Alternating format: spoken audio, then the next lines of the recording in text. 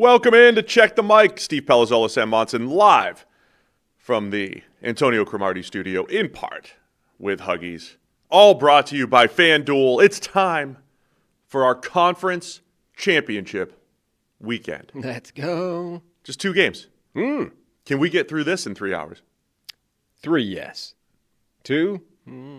We'll see. We'll see how much we have to talk about. A lot to discuss.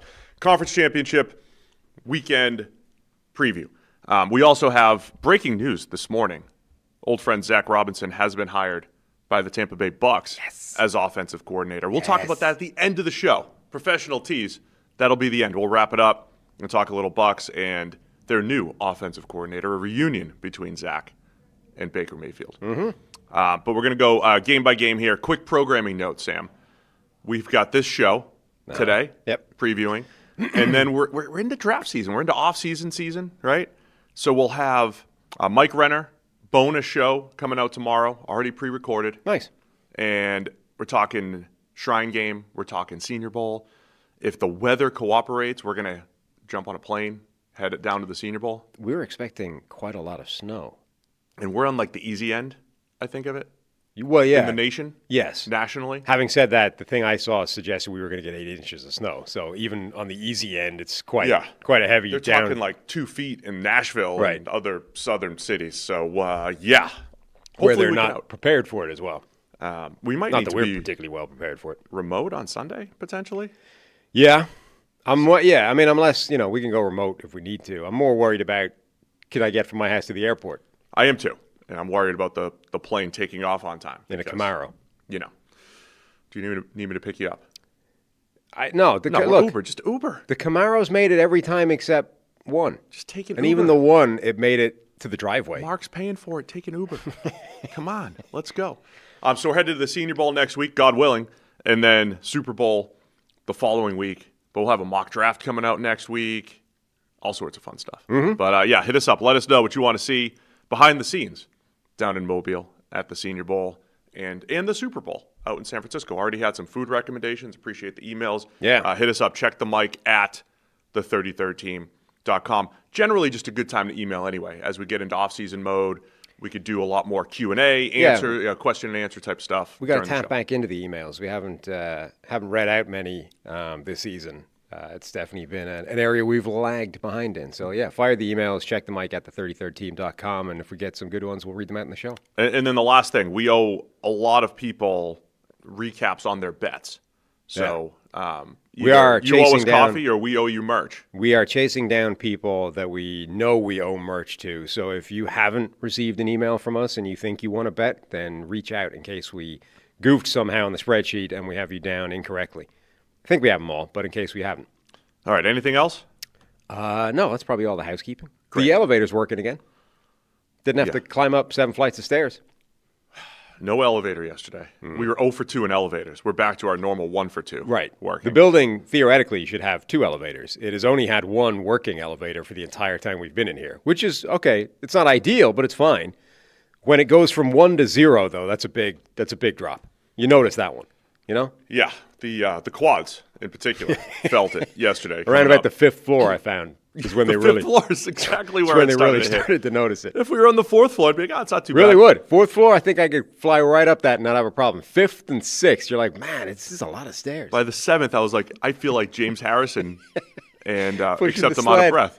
Yeah. Except instead of the sled, it's just hauling yourself upstairs. Yeah.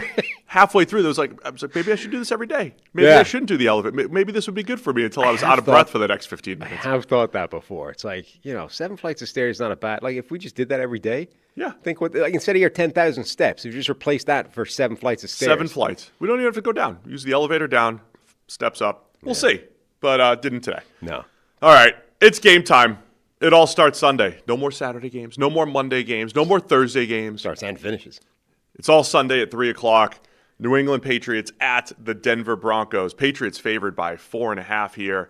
And, of course, the biggest news in this game, Denver Broncos, Bo Nix, starting quarterback, will not play. I was as I woke up making my coffee this morning, I was thinking to myself, is there any way they could just fake this thing? Could they have was this like a big... The whole thing's like a psyop? Yeah. Like Bo Nix, 3 o'clock, Bo Nix runs out of the tunnel. Like, Yes. fake, psych. But He's ready to go. Yes. No, I don't think so. How many fines and future suspensions is Sean Payton willing to give up Well, in theoretically, order to get this one edge in one game? doing it the other way, I mean, technically, you could, right? Like, if he had injured his ankle in some way, shape, or form, you just throw him on the injury report, say, I mean, I don't know what they've listed him as. Presumably he's already been shut down. But if he hadn't been and was just listed as doubtful, he's broken his ankle, he's doubtful. And then he just rocks up. We'll gladly sacrifice that future third-round pick that you're going to give up to try to win this game. Oh, he would do it. I'm mostly joking. I'm all joking. But as I was half asleep, waking up today, I was like, I wonder, like, Sean Payton's kind of crazy. He would do that, right? Oh, he'd definitely do it. Yeah. I mean, he would do it for the trolling, let alone the competitive advantage. He would take another 1-year suspension. Like, he would do it just to piss off Raj, let alone for the actual advantage it would give him in the game. This did not happen, though. So Yet. Sunday at 3, I do love Denver mid-afternoon playoff games where you get like a little bit of the half the field's in the sun. It's a cool look. That's where these two teams have played in the AFC Championship previously during the Brady Manning era at that time, and it's a cool aesthetic.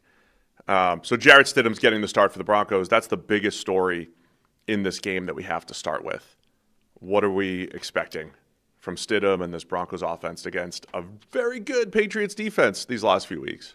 Yeah, I believe I said yesterday that Denver went and traded for Stidham, which isn't true, but they made him like a priority signing early in that free agency period. Like, the point I was making is that Sean Payton, I think, does have a legitimate degree of confidence in Jarrett Stidham. Now, obviously, that's not the same as the degree of confidence he has in Bo Nix, nor should it be based off his career so far. But I do think that it means that we're not just going to shut up shop. Like, this is not going to be Denver going out there and running one of those game plans that's like, please just don't have the quarterback ever have to attempt to pass, right? Like 12 for 16, for 125 yards, and then hope the run game and the defense carries it.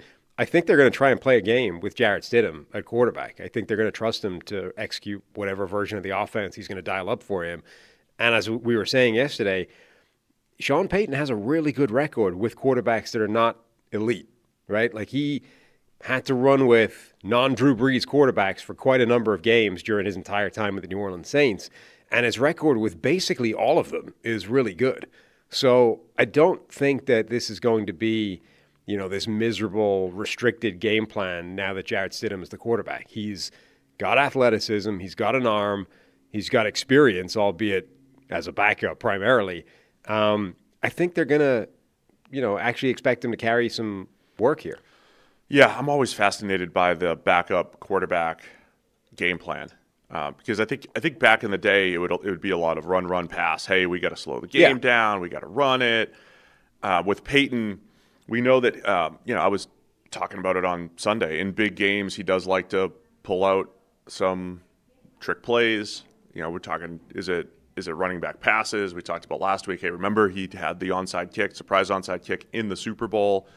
Do you do more of that in an underdog type of role now?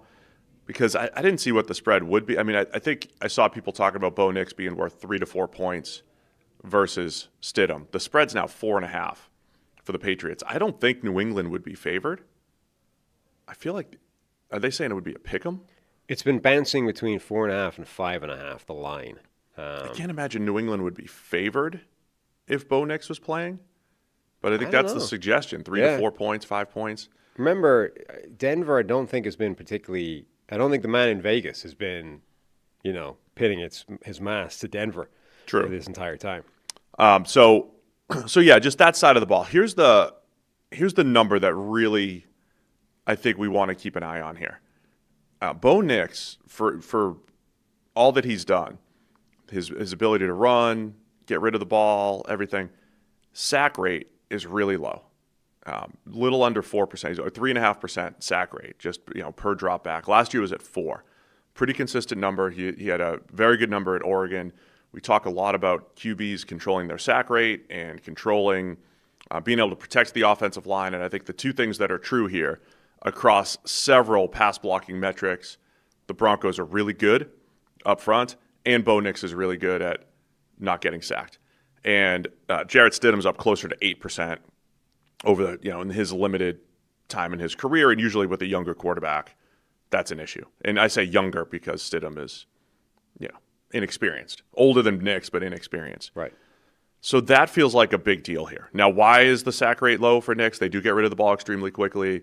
Heavy screen game, a lot of underneath stuff. Plus, he's mobile, right? So when he's in trouble, he's looking to scramble.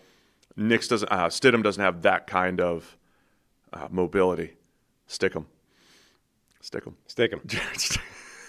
We had there was a clip of Mad Dog calling him Stick him yesterday, and I couldn't stop laughing. There was another one where he clearly has no idea who he is. You think Stickham's going to do well? What do you think of Stickham this week?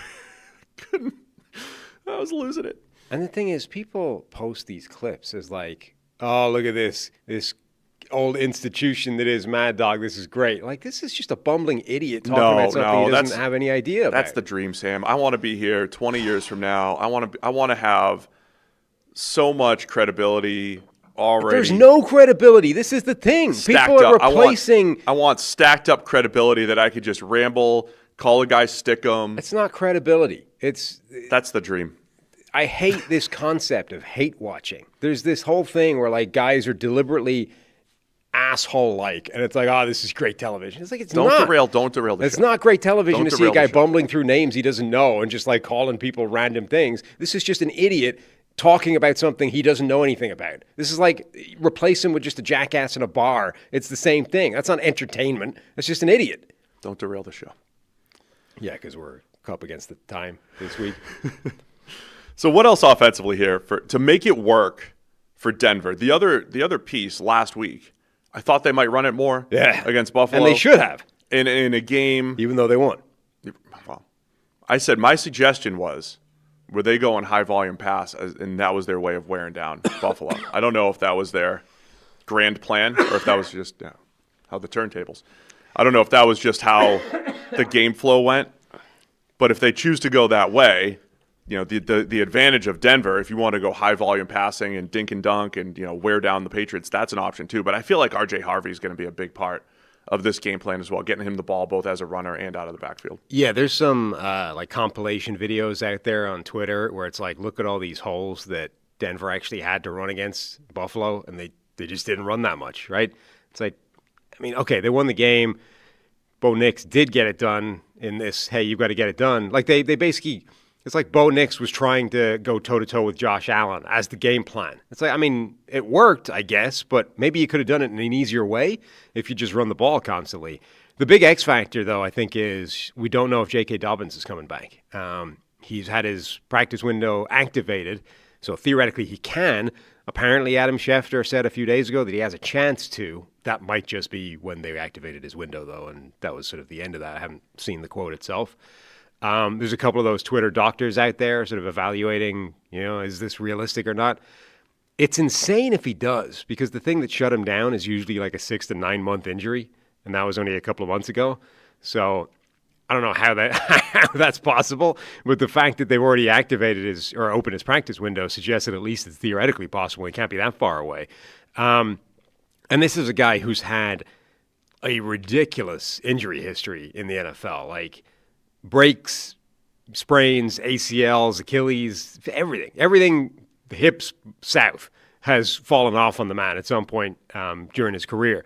But every time he comes back, regardless of what he's coming back from, he makes an immediate and obvious impact every one game he's a part of. So if J.K. Dobbins plays, even with the context of coming back from something that's supposed to take like another 5 months to come back from, I do think it would make a material difference to that run game. Oh, yeah. I mean, every time Dobbins plays, again, it's really difficult when a guy's coming off of, like, it's touch and go whether or not he can play. You don't know if are they at 80%, 75%, 90%, what they actually are. But he's a big play threat. He's last year with the Chargers, this year with Denver, he's a big play threat. And I also think Sean Payton would trust him. And that's, I honestly think, a significant sort of question here in terms of, hey, why aren't they running the ball more? I don't know how much he trusts the running backs that he has now. Yeah. Like, RJ Harvey's a rookie. If you give him J.K. Dobbins, even if you told him, hey, this guy's not 100%, it's not the elite version of J.K. Dobbins you're used to, I still think he trusts trust him to give him the ball 20 times. Right. So just having him there in terms of trust for Sean Payton might be the biggest variable. So it's something to keep an eye on. The other one, injury-wise, is the two wide receivers who got hurt last week against Buffalo. Pat Bryant very early on, the rookie out of Illinois, and then Troy Franklin. Pat Bryant still, he's in concussion protocol, limited participation yesterday, and Troy Franklin, hamstring injury. We know those are generally multi-week, annoying injuries depending on the severity. Yeah, I mean, I just assumed that with a hamstring injury, Franklin was done. Bryant, a week back from a concussion is tight but doable, but I just assumed there was no shot with Franklin. If Bryant is in limited participation, I think he's on his way back, if that's the case, by Wednesday. So similarly on the other side, Carlton Davis at corner in concussion protocol, limited on Wednesday as well. So that matchup's going to be a really good one. If assuming Davis is back out there, Carlton Davis, Christian Gonzalez on the outside, Marcus Jones in the slot. When team building season, we talk a lot about being 3 and 4 deep at corner, and that was one of the moves that the Patriots made last year, adding Carlton Davis in free agency to Christian Gonzalez, to Marcus Jones to solidify the back end. We've seen the impact of those players, especially Davis with the two interceptions. I saw the stat the other day. He's got something like 4 interceptions against C.J. Stroud and 0 against everyone else over the last 2 years. I think it's something ridiculous. But Davis is a good player. That's going to be a good matchup there too. And if you look at why I think Bo Nix has made an impact, late in games and everything, he makes plays. He makes throws to receivers on the outside, whether it's Cortland Sutton, whether it was Bryant, whether it's Troy Franklin in crunch time. And Stidham's going to have to hit some of those. It's going to be a challenge, I think, against this New England cornerback group.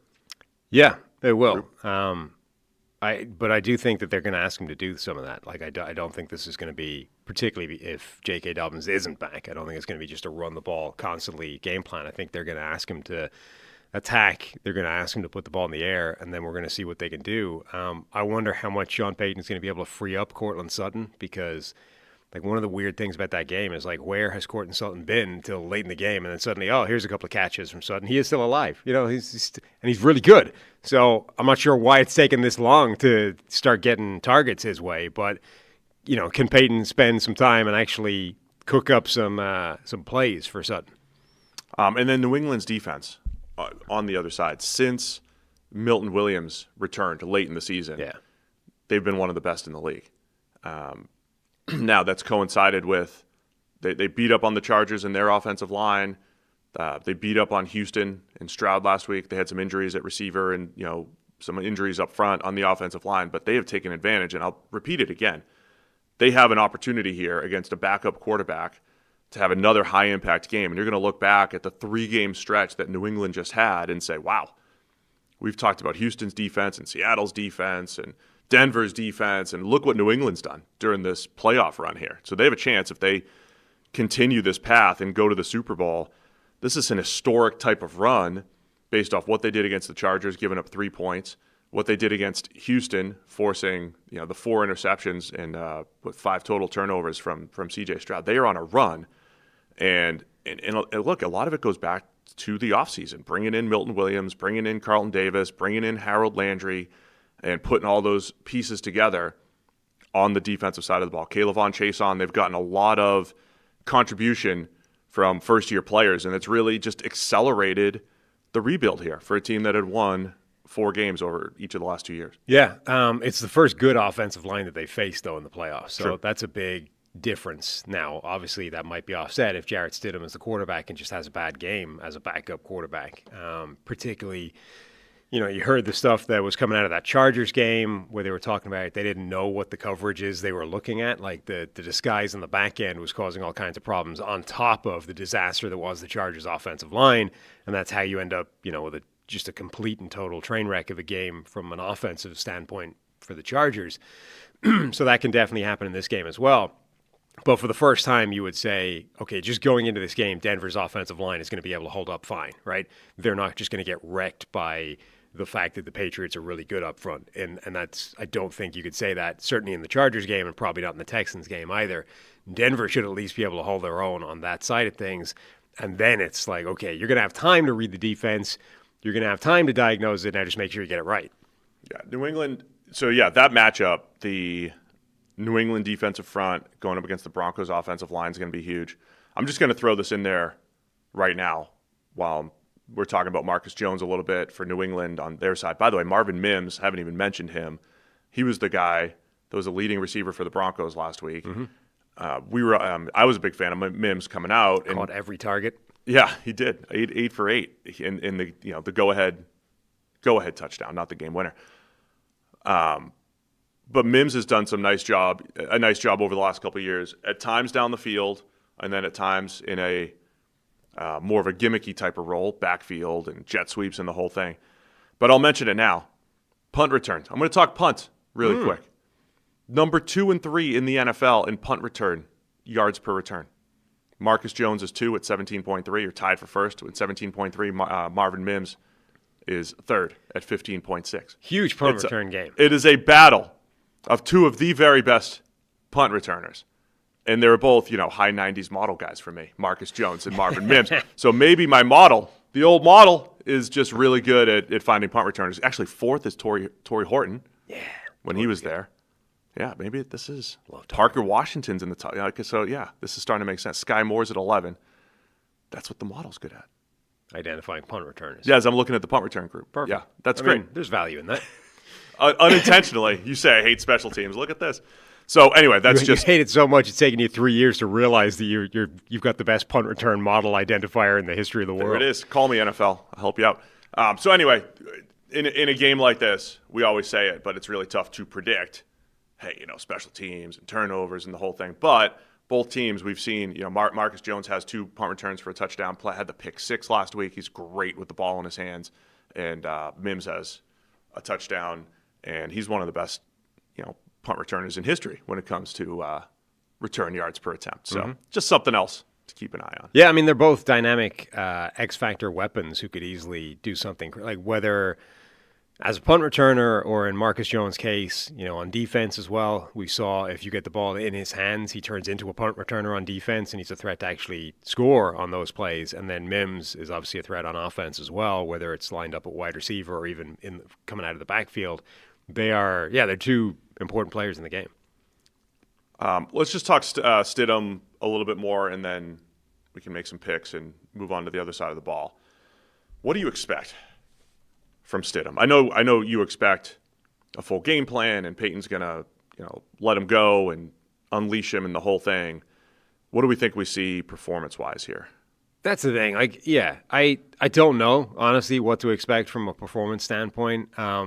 My assumption is a backup quarterback coming into the AFC Championship game against a good defense, albeit one that, has led a charmed existence in terms of opposition.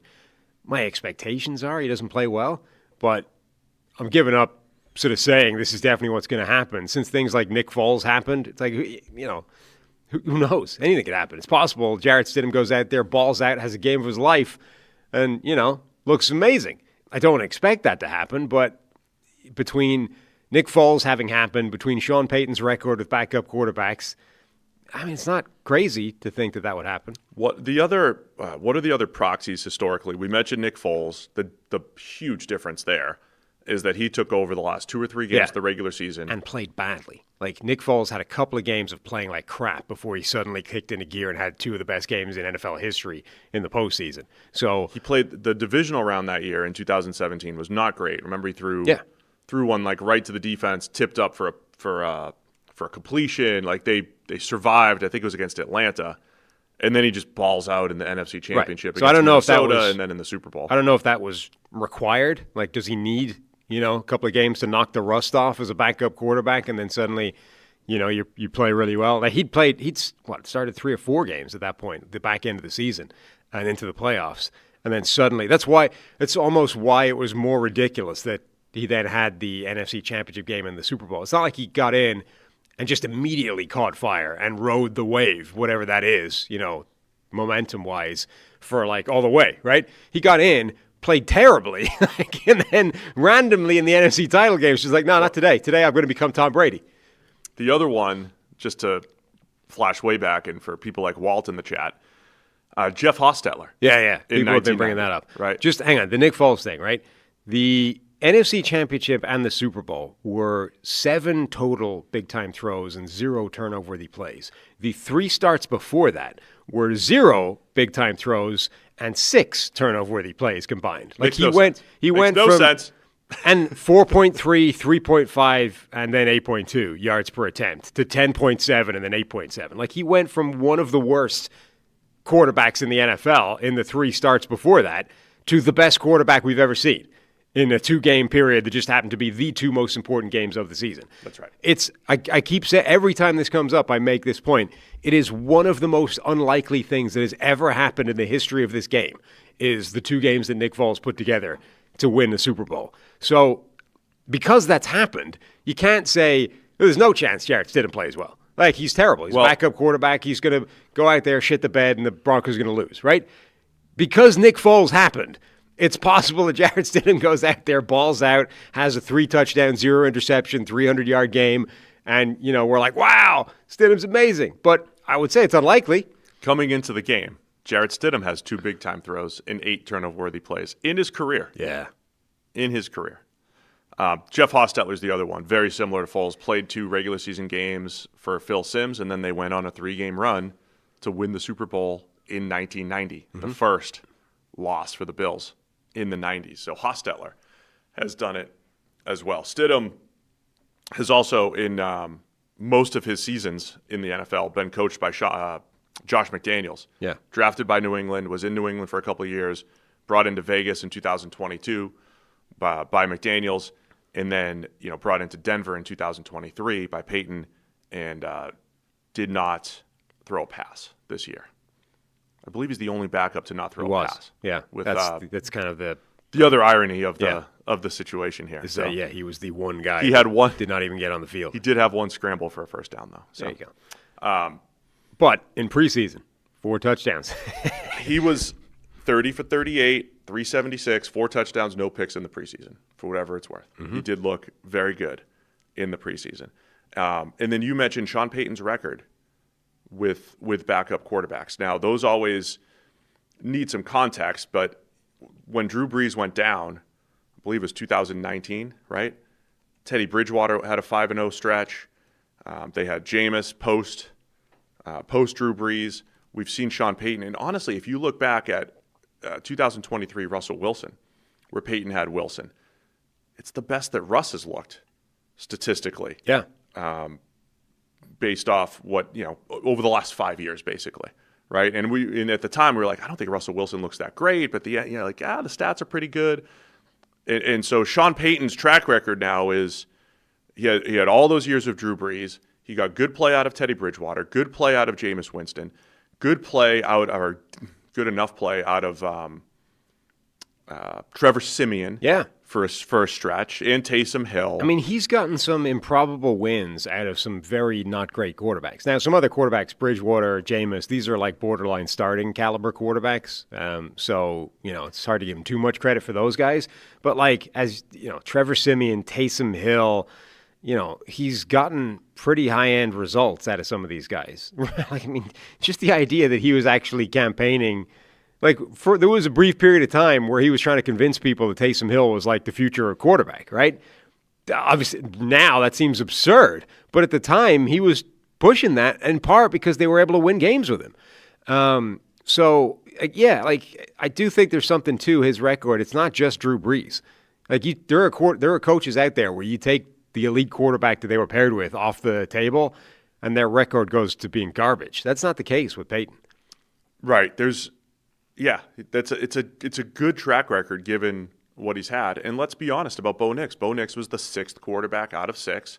Most people had him as QB 4 or 5 or 6, in 4 to 6, whatever, in that draft class, except for Renner, who had, I think, did he have his he said QB 3 the other night, which means he was above Jaden Daniels or Drake May. Didn't he say 4? Did he say 4? I think maybe. So. 4's good. So anyway, he was QB 4 to 6 for most. And 6 for a lot of people, 6 in the NFL, and has gotten, a lot of high-end play out of Bo Nix, and they've won a lot of games the last couple of years. So, look, it's not ideal. I think if you had Knicks in this game, you're talking about the spread's probably even. Maybe Denver's favored by 1. Who knows? But you'd be looking at a really good, exciting game. But it's still a fun storyline, seeing what they can do. It's fun because it's an unknown variable, right? Yeah. Like, I think if you were 100% sure that Jarrett Stidham was going to go out there and play like an average backup, this is not an exciting game. You would say that's the line. That's New England being favored relatively comfortably, and we would expect this to be a win for them on the road.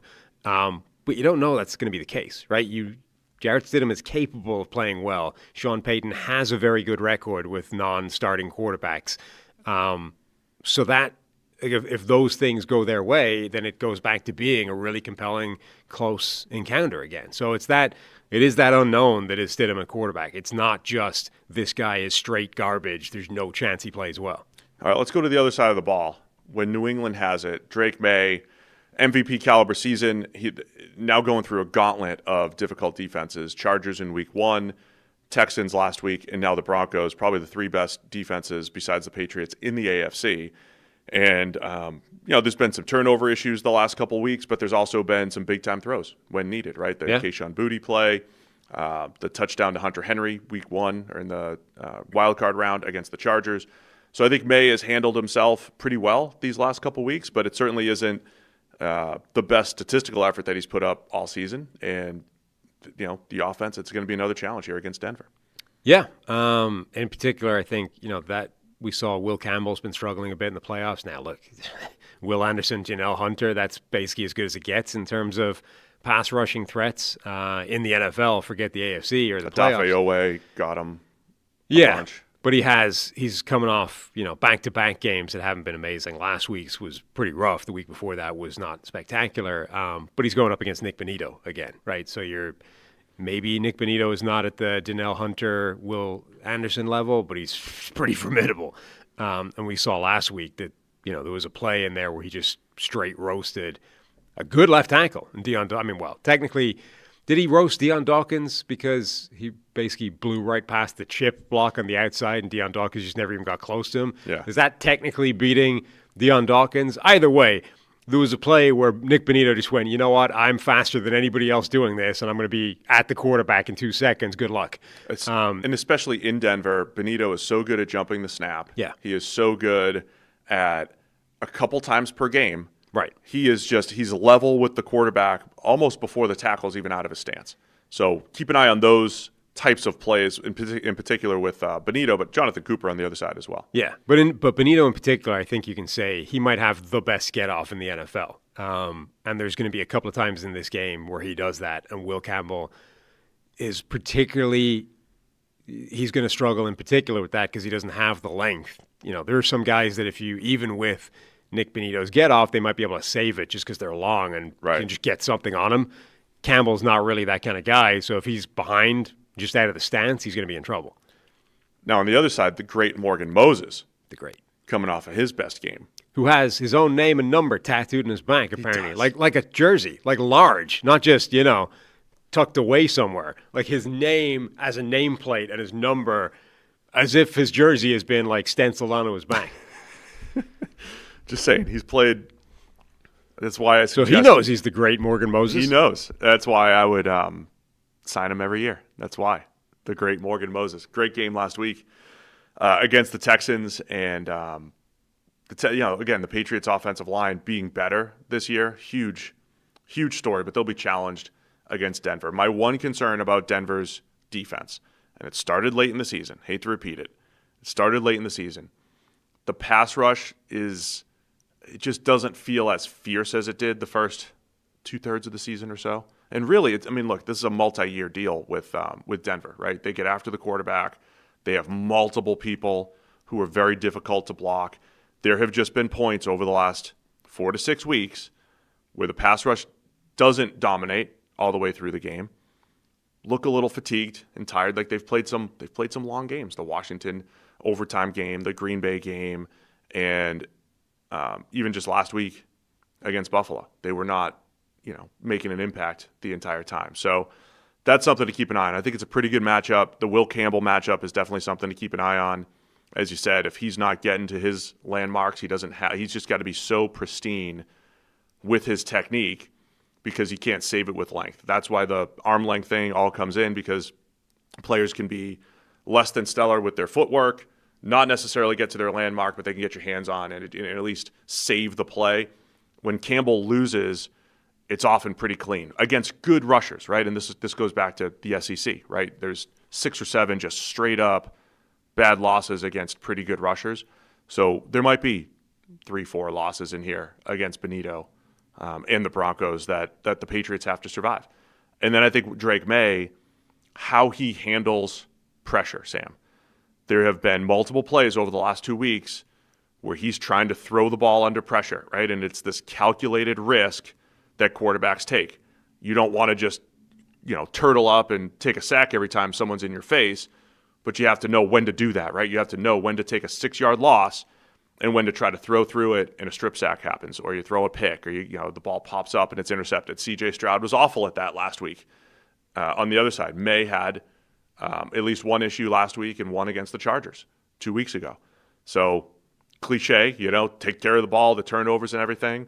Even if you say it though, like Maye had a couple turnovers or put the ball on the turf against the Chargers a few times, and he said, I got to take better care of the ball. And then he just fumbled 3 more times last week, whether it was his fault or not. Just because you focus on it doesn't mean it's going to go away. But in this game in particular, if you're New England, you would say, as the favorite, the only chance Denver has is if you turn the ball over and give them a few short fields for Stidham. And that's one thing Maye absolutely has to do a better job of, is take care of the ball.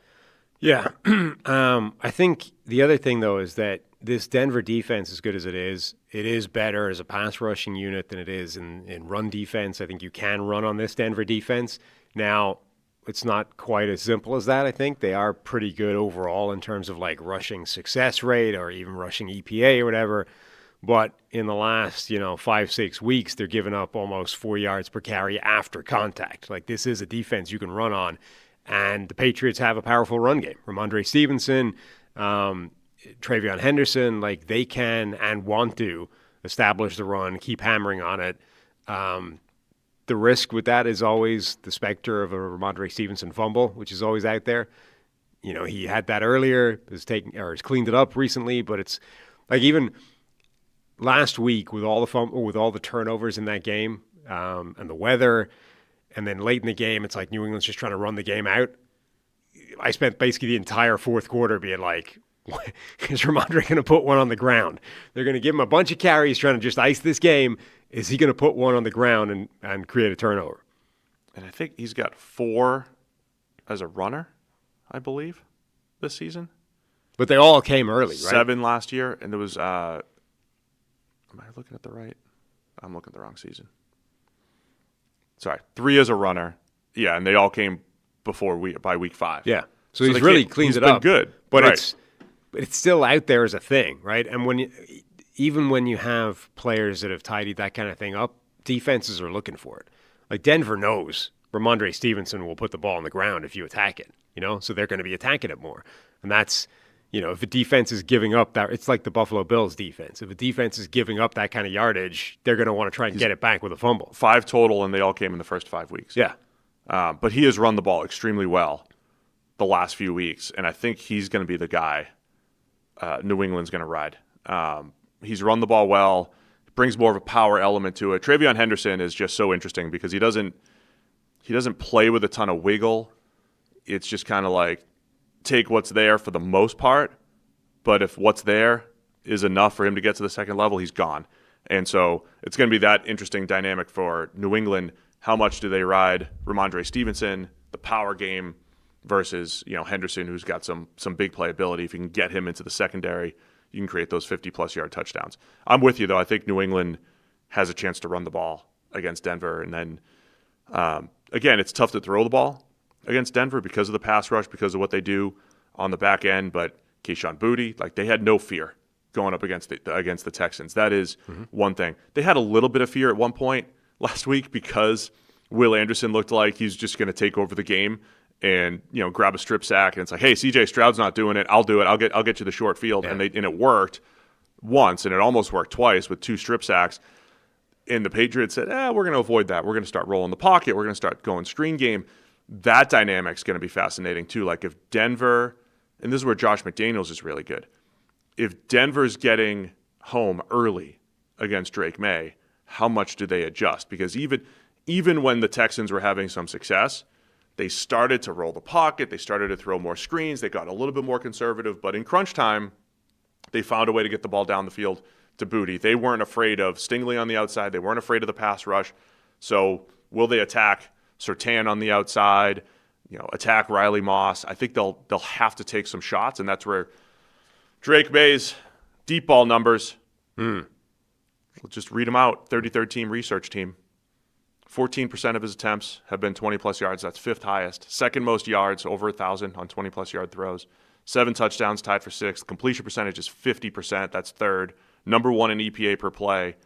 And then Denver, number 1 in yards per attempt allowed on 20-plus. 3rd best completion percentage allowed at 28%. So Denver does a really good job of avoiding those big plays. Drake Maye, he has been pinpoint throwing the ball down the field. It'll come down to that as well. As much as it'll come down to turnovers, it's like, can you flip the field and or put the ball in the end zone with just 2 or 3 of those deep balls as Maye and the Patriots have for most of the season? Yeah, it was interesting last week because that's the one area of that Houston defense where you're saying that would be a weakness, right? If they have a weakness and are an Achilles heel, they can be attacked deep down the field, and New England got after them a bit. And that's an area that they've been really strong in. You can't say the same thing for Denver. Like, they're not weak in that area. In fact, they're strong in that area. So it's much more of a strength-on-strength matchup. Plus, if you try and go deep, they do have the pass rush the same way Houston does to come to attack you as well. So I don't feel like that's the edge that it was a week ago for New England. Anything else on that side of the ball? New England offense against the Denver defense. We mentioned Nick Bonito, Jonathan Cooper, Zach Allen as well is a real threat because if anything, the entire left side of the Patriots offensive line with the rookies has been a bit of a struggle. So that's the part I will reiterate that I mentioned last week that the Texans didn't attack as much. It was a lot more one-on-ones. Jared Wilson at left guard and Will Campbell at left tackle. They have been attacked by stunts and twists. And Houston is more of a 4-man rush type of team. They'll overload one side and they'll run their twist and the whole thing. But Denver will go more 5 up, right? They'll do a little bit more of the sim pressure deal. They'll send 5 a lot more often than Houston. And I think that's where they attack, is the left side. So it's not just one-on-ones with Will Campbell against Nick Bonito. It's attacking the 2 rookies, making sure that they're communicating properly and passing them off. And that has been a weakness for New England for much of the season when they've played. So that's the other one to keep an eye on, right? It's Denver's pass rush is Allen. It's a bunch of players, but also what Vance Joseph does schematically. Yeah, definitely. All right. 4.5 for New England. Where are you going to go with this one? I'm going to go with Denver. What the hell? Let's cover 4.5 with Jarrett Stidham at quarterback. All right. I'm going to take New England, as is Harry. I think Stidham, he'll make some mistakes. Yeah. I think it's going to be tough for him to put 4 quarters together.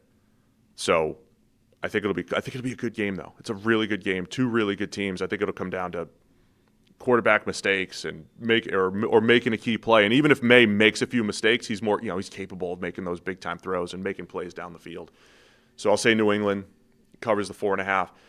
They haven't won in Denver in the playoffs. I don't know if that matters historically. Ever? I don't think ever in Denver. They played in 05, 13, and 15 off the top of my head. I don't know if they played in the pre-Brady era. But I don't know if that stuff matters necessarily. A lot of times it's like in 2013 they were going up with the juggernaut Broncos team and they had Austin Collie as one of their receivers. Like, that's just expected. But it's a tough place to play for everybody. Austin Collie catching strays. I mean, Austin Collie's good when he's pre-2013, not one of the main targets for Tom Brady in that particular season. That's like the Charlie Batch tweet from the weekend. Oh, Charlie How did I catch a stray in all this? We'll probably see Charlie at the Super Bowl. He's always got like an entourage of 8 people selling something. Austin Collie's just out here enjoying his analysis of the AFC Championship game, so he catches a stray. If Austin Colley's tuning in, I apologize. You were a very good receiver until Peyton kept throwing you into safeties. I'll take New England, as will Harry. All right. What I didn't do is we're going to have a prop bet on this as well. I screwed up everything I was supposed to do.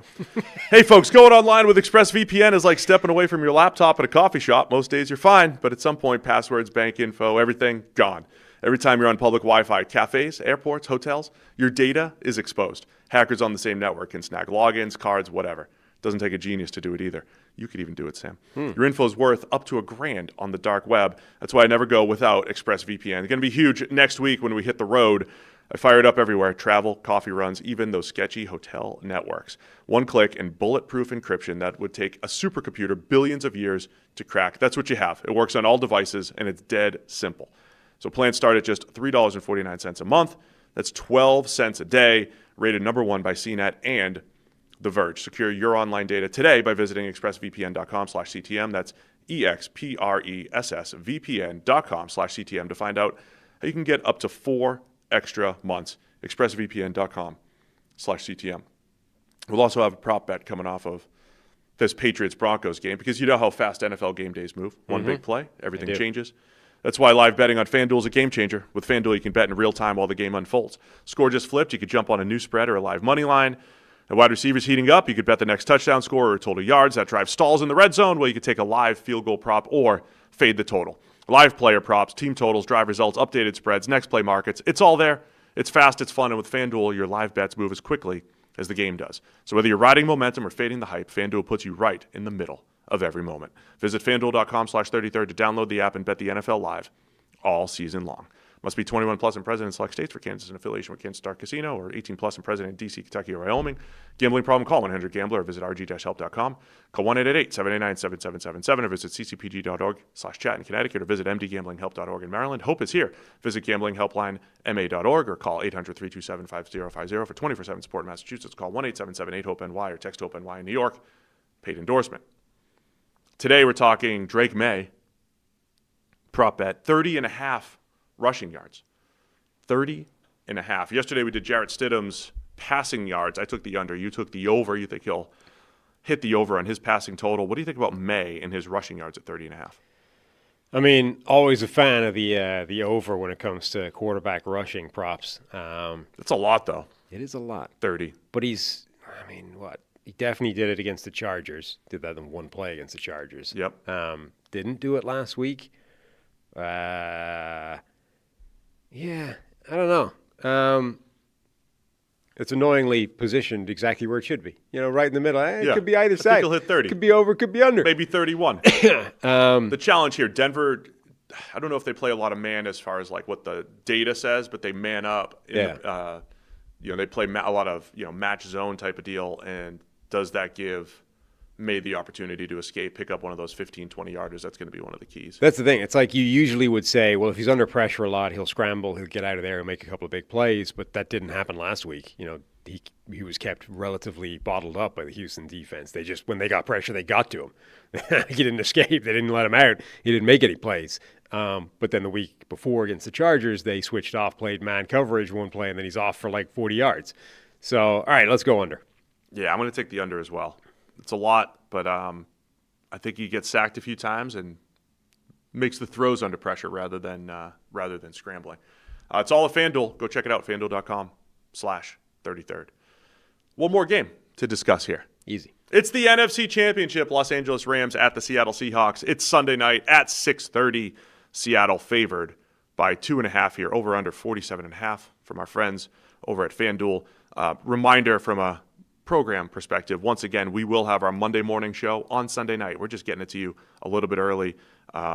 Maybe we'll do it from the studio if the weather cooperates. If not, maybe it'll be remote, but we're going to go live right after this game with the full review of both games. It's the rubber match.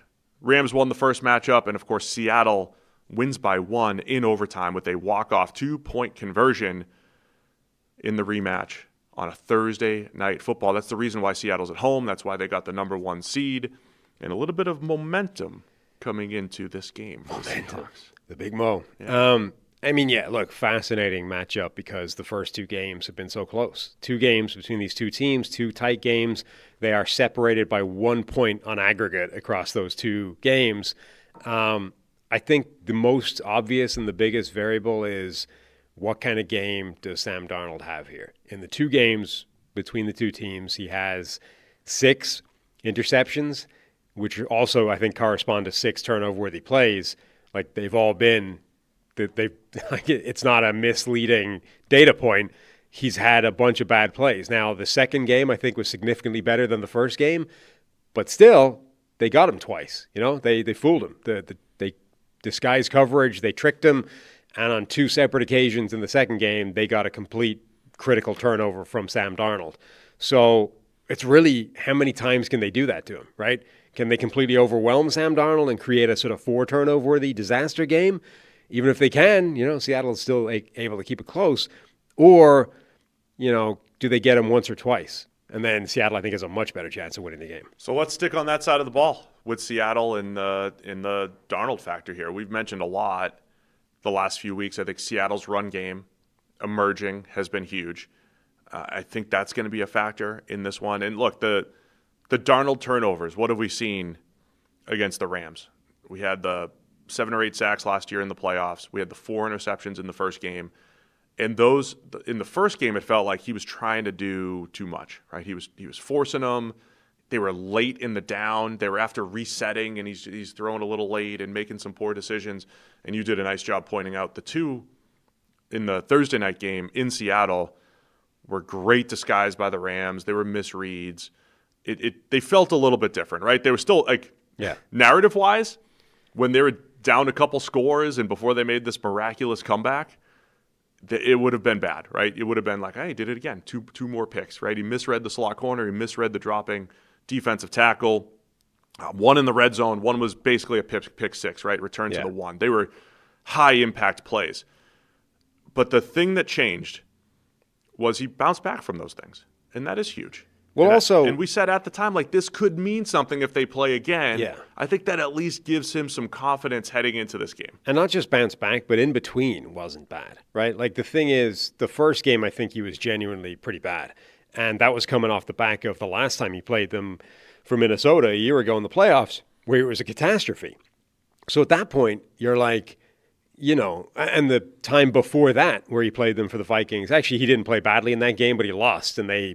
he had the face mask thing in the end zone. They got screwed out of it, and they didn't win the game. So all of a sudden, you're starting to stack this narrative of, man, Darnold just can't play the Rams, right? Like, they have his number. He completely melts down every time he plays the Rams. Like, if they have to play again in the playoffs, the Seahawks are in trouble. The second game, I think, changed that because even though they got him twice and they were bad turnovers and they could have cost him the game, outside of that, he was pretty good in that game, right? So you can't even, even if they'd lost, even if the turnovers had been the reason they lost, you would at least say, look, he can play against the Rams, right? If he hadn't had that game, if he just had another meltdown with 4 interceptions, catastrophe start to finish, no upside, no good stuff, well, then you would be looking at this game being like, man, the Seahawks are in trouble. Like, I don't know how they overcome that. They're going into a game knowing that they probably have to overcome 3 turnovers from their own quarterback. I mean, losing the turnover battle is a problem. Starting off -3 that's impossible. It's almost forget about it. I think at least the narrative has changed there where you're like, look, Darnold can definitely play against this defense, but they may be the best defense in the NFL at causing him issues. One other interesting stat here with Darnold, right? We've described the Seattle offense, or at least I have, as low volume passing, high efficiency. They try to run the ball a lot. I remember early in the year, he would drop back, 30 times. That's not a lot. It's below the league average. 30 times, go 16 of 23, 14 of 18, 16 of 27, 17 of 31. It's not 21 of 24. The 2 times he's dropped back more than 40 times in a game is against the Rams. And, part of that's game flow. Against the Rams the first time in LA, they fell behind early. They almost made the comeback, right? Remember your story there was like they played despite 4 turnovers, despite all of this. Yeah. Seattle's defense was so good and kept them in it that they still had a chance to win in the end. The second one they fell behind as well. And it was different though, right? The Rams got up early, and it felt like they should have been up 3 scores, but it was only 2. It felt like it should have been 2 scores, and it was only 1. And Seattle just lurked and then made the comeback in the end. So my point is they've had to play this high volume pass game twice, and it leads to a little bit more volatility with Darnold. Their ideal is going to be 30 to 35 dropbacks, get Ken Walker going on the ground. I want to see how much they can stay in that pattern. Takes a little bit of pressure off, and then you just have to make 5 or 6 key third downs, 5 or 6 key red zone throws, and I think that's where Darnold is at his best, right? Last week, tight window throw to JSN. The number of times there's been a downfield handoff to JSN from Darnold hit a couple of those, and I think we've seen some weakness in the Rams secondary where JSN, Cooper Kupp, those guys can have some success. Darnold get them the ball, and but I think a lot of it's going to be based off this, I don't want to say newly found run game, but certainly more efficient run game that Seattle's had the last few weeks here. Yeah, that I think is a big variable for them. But then, of course, you're missing Zach Charbonnet, who got shut down. So it's all, I mean, not all, but it's mostly now on Ken Walker, who's going to have to be the primary driver of that backfield. They're going to rotate in a couple other guys, keep them fresh. But George Halani, 3. But it's going to be the best Boise State runner in the league in the preseason, and for some of the regular season. But yeah, Ken Walker's got like 200 plus carries this year. George Halani's got like 20. So I don't imagine you're going to see a ton of him. But Zach Charbonnet was bringing almost 200 carries to the table, and he's not there anymore. So somebody's going to have to spell him. One thing to watch with Walker, he's kind of like a quarterback who's big play hunting, and sometimes it's, big time throws. Sometimes it's interceptions. Walker's big play hunting as a runner, and every time a runner bounces out early, I'm watching the flag. Just keep an eye. When Walker's big play hunting, does that lead to a holding? Because it leads to a holding call, right? You lose leverage the offensive line loses leverage. They tug, and it's kind of the running back's fault. But it's not, you're not supposed to hold, but he puts you in a position where you lose leverage. But sometimes it works, right? He had the 3rd and 17 a couple weeks ago, the big conversion. And just keep an eye on it with Walker. I think he's very good overall, but there's some boom or bust to his game because he's always looking for a big run. Yeah, I mean, he's a very different style runner from Charbonnet, and I think that's why they form, theoretically, a really good 1-2, and it's been a good 1-2 recently. For some reason, it just wasn't earlier in the season. Again, we talked about, I think the offensive line has improved as the year's gone on. I think they've gotten some blockers back at tight end, which helps as well. And then maybe those two are just playing better as well as the season's progressed. But as a 1-2 punch, I think they're very good because Charbonnet is much more of a straight-ahead runner, just a powerful guy. Kenneth Walker is that dynamic, make-you-miss, incredibly elusive type of running back. Now you only have one of those styles, really. I assume Ken Walker's going to get the lion's share of this workload. So he's either going to have to be a little bit more disciplined, or they're going to have to ride the variance that comes with him being the running back more. Keep an eye up front. Charles Cross, the starting left tackle, who's become the best lineman on the Seahawks. Abe Lucas is up there. Cowboy collar. With the cowboy collar. But Charles Cross, tackle. That boosts him. If it's close, it's true. The tiebreaker definitely goes in Lucas's favor. So Cross missed practice yesterday. He left the game early the other day, but I think it was more of a, hey, we're up a lot. We're going to be, we think he's okay. But he's been in and out of the lineup these last few weeks and or banged up. The 3 non-participants in practice yesterday are all tackles, offensive tackles for the Seahawks. Josh Jones and rookie Amari Kite. Kite came in the other day against the Niners. So just something to keep an eye on with Jared Verse on the other side, Byron Young, and then the way the Rams also with their 5-man pressures and their ability to create havoc up front, the 2 defensive tackles, that's going to be a huge part in the game as well. Josh Jones is one of the most fascinating players in the entire NFL to me. He is just a very good, not even just a serviceable, he is a good caliber left tackle only. Cannot play any other position along the offensive line, which and apparently most teams don't see him as good enough to start at left tackle. So he's in this really difficult spot where if you're not a starter on the offensive line, the more you can do, the better, right? The more positions you cover, the more valuable you are to teams because they don't carry, 12 deep at offensive line on the roster. You need guys that can cover multiple positions. And Jones doesn't really. I mean, they've played him. Filled in admirably at left tackle. They've in his career, he's been thrown in at other positions, but really he's only capable of playing left tackle at a decent enough level to be a starter, to be a spot starter. But every time he comes in as a starter at left tackle, he's good, like genuinely good. I don't understand that. I can't think of another offensive lineman that's like that. This is such a good matchup in this game. You have Clint Kubiak calling plays, Chris Shula on the other side. Both are in the mix for probably a lot of the same jobs remaining. Head coaching candidates, Kubiak for calling plays for the Seahawks offense, Shula on the defense for the Rams. You get this a lot, right? A couple hot coordinator names playing in the championship round, and this is what that side of the ball's going to look like. Whoever wins coaches the Raiders. Someone was suggesting that Brady was in the building last week when Kubiak had his in the building here. Dominant game. Right, he will be scouting this week in person. Oh, man. Being in person. I'm not saying Brady's going to do this, but being in person for the game and having that influence your decision is one of the dumbest things in all of sports. Well, I was there, so. Just like somebody, Brady was. Mark Davis was right there when Mendoza had the game-winning touchdown the other night, so that that's going to really sell him on it because they were there. If you see it in person, it's better than seeing it on TV or on film. Anyway, that side of the ball is going to be a lot of fun. And I'll say, here's one more thing about Kubiak. Was it Barner? Who did they hit? Barner for a big touchdown in the comeback on in the Thursday night game. I think a lot of these coordinators in the Final Four here have had some special plays dialed up. And I'm not saying trick plays necessarily.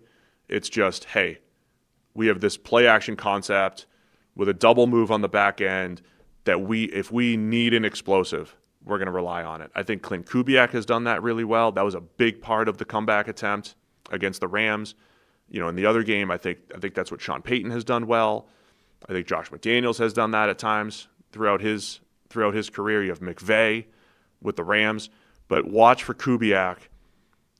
A couple shot plays against this Rams secondary. That's where the Rams defense, if we're talking about Denver's defense not being nearly as good down the stretch, the Rams defense has been leaky at times, especially in the secondary. And I know, the Cams at safety, and they had the huge interception in overtime against the Bears, and they did play pretty well last week. But there'll be some opportunities for the Seahawks to hit some throws. Did we ever figure out what the deal was with Emmanuel Forbes? Have they just benched him randomly after? I did not see him playing reasonably well this season, because he went from starting the game. He's a little hit or starting miss. Previously, just generally being the starter, to didn't start and played like a couple of snaps against the Bears. If you want to look further into that before we flip to the other side of the ball, I'm going to tell you about our friends over at Root Insurance. Root Insurance believes that good drivers deserve better rates, so they've created a new kind of car insurance that rewards good drivers in an easy-to-use app. Traditional car insurance companies focus on demographics like age, zip code, occupation, and credit score to price your coverage. But when Root offers a rate, your behavior behind the wheel gets more weight than any other single factor.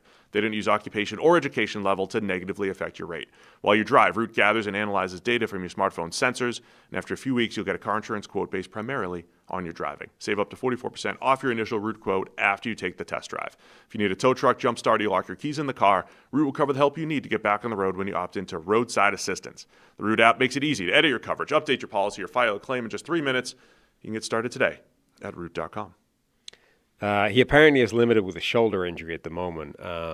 It is unfortunate. I think he was on the field for 4 snaps against Chicago, one of which was being absolutely trucked by Kyle Monungai, who got through to the second level and was one-on-one with Emmanuel Forbes and decided, you know what, that guy weighs 17 pounds. I'm going to run right over the top of him. And I'm Kyle Monungai. And he did. Low center of gravity winner here. So, something to keep an eye on there. This game's going to be great. I'm glad it's the primetime game as well, or more primetime game. Anything else on Seattle's offense here? No, look, this is a good offense. I think they can run the ball. I think they can make plays in the passing game. I think their offensive line is so much better now than it was last season and at the start of the season. It's really come together against a very good Rams defensive line. I honestly think it's going to come down to what is the number of turnovers you're going to put next to Sam Darnold's name at the end of this game. If it's 2 or under, I like Seattle to win the game. If it's more than 2, I think they have problems. And they had 2 disastrous ones last time. Yeah, I mean, huge high leverage. Like end zone interception, right? So that takes 7 off the board for the Seahawks and gives the Rams life instead. And then the one that, as you said, was effectively a pick 6, stopped just short. I mean, that's as high leverage as it gets in terms of turnovers, and they still win that game. They still win that game, still put up 36, 38, whatever it was. And then the one before was 4, and they still almost. Like, I honestly think 2 is your number. If you can get them 30 points in regulation. Yeah. But with those 2 turnovers, too. So that bodes well for Seattle's offense. Honestly think 2 is your number. If it's 2 or less, I think the Seahawks win the game. If it's more than 2, they have some issues. Other side of the ball, when the Rams have the ball on offense, last time they played, I mean, they put up 500-plus yards of offense against the Seattle defense, and they beat them up front for the first 3 quarters, right? Game flow-wise, Rams, they move the ball effectively. It was, again, one of those games where you're watching and you're thinking they feel like they're up 3 scores. Stafford missed a couple key throws. He missed a wide-open Puka Nacua touchdown. Mm-hmm. So they left a little bit of meat on the bone, and they still had 550 yards or whatever it was. Stafford still ends up with great numbers, and helped in overtime, but they had what could have been the game-winning touchdown to Puka, running wide open through the secondary. This was by far the best performance anybody had against Seattle's defense. And I'll be honest, when I continue to say that the Texans have the best defense in the league, and everybody's like, what about Seattle? What about Seattle? And I'm like, this one game, like Houston didn't have a game like this, right? Like last week was the best I think anybody had done against Houston, and it was just 3 touchdown drives. Seattle's defense has been outstanding. I love their defense. But this was the worst the worst they've played. But even then, they still forced like 4 punts in the fourth quarter. Like they still came back or allowed the offense to come back. But there was a point where the Rams had their number. So what happens there? Because the last 4, 5, 6 drives that the Rams had against Seattle had the upper hand outside of the one overtime drive where Puka has the touchdown. And the first time they played, it was much different. Like Stafford had like 150 yards or something right. in the first game. Completely different. And really quick, I mean, we do this a lot. Like what happened last game? What happened these other games? Every game is different. We've seen teams win 45-3 and then lose the next time, right? It doesn't always match up. Every game is unique. Everything is different. But you try to learn from what you saw and try to figure out what do we project forward here. Yeah, I mean, just, even between the same 2 teams, even if all the personnel are the same, which they rarely are because of injuries, et cetera, just game strip, game flow, plays doing whatever, they rarely end up panning out the same, right? Chicago-Green Bay is the weird example this year where like all 3 games basically went through the exact same course, right? The pattern was almost identical.